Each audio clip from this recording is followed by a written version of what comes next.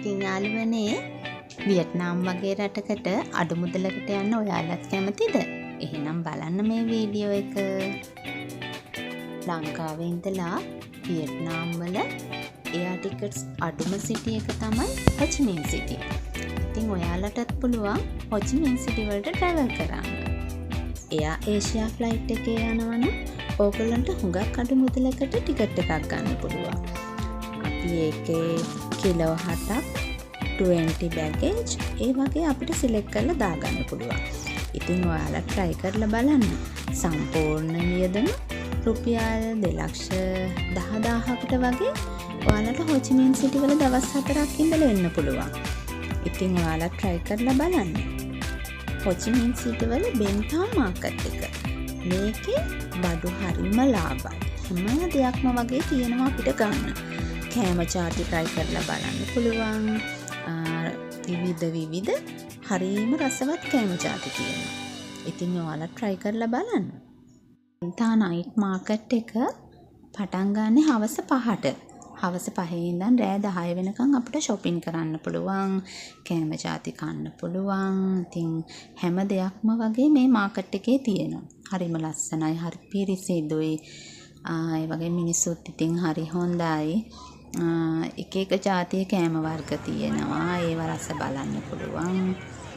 අපිට සිටි එක හරිම ලස්සනයි.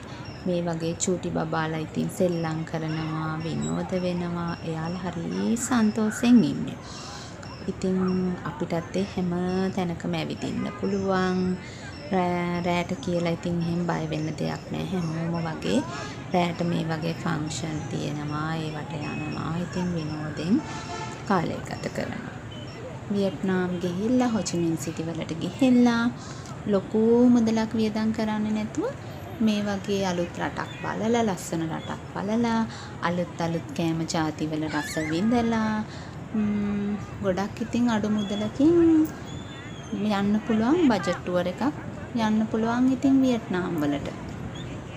ඉතින් ඔයාලා මගේ channel එක තාමත් subscribe කරලා නැත්නම් subscribe කරන්න කියලා ඉල්ලීමක් කරනවා.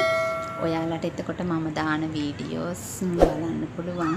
subscribe කරලා like එකකුත් දෙන්න යාළුවනේ. තව ඉතින් ඔයාලට බලන්න පුළුවන් මේ වගේ ලොකු shopping malls එහෙමත් තියෙනවා. තවල්ට ඉතින් අපිට මේවැ ගිහිල්ලා ඉතින් මේ වගේ බඩු නම් ඉතින් ගොඩක් ගන්න. නමුත් ඉතින් ලස්සනයි, හරිම ලස්සනයි. ලස්සන බඩු තියෙනවා.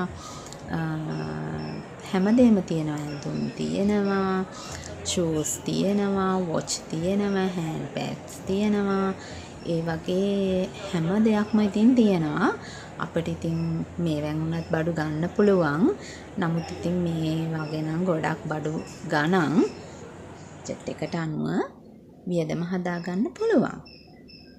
ඔයාලා try කරලා බලන්න අඩු වියදමින් වියට්නාම් ටුවර් එකක් යන්න පුළුවන්ද කියලා.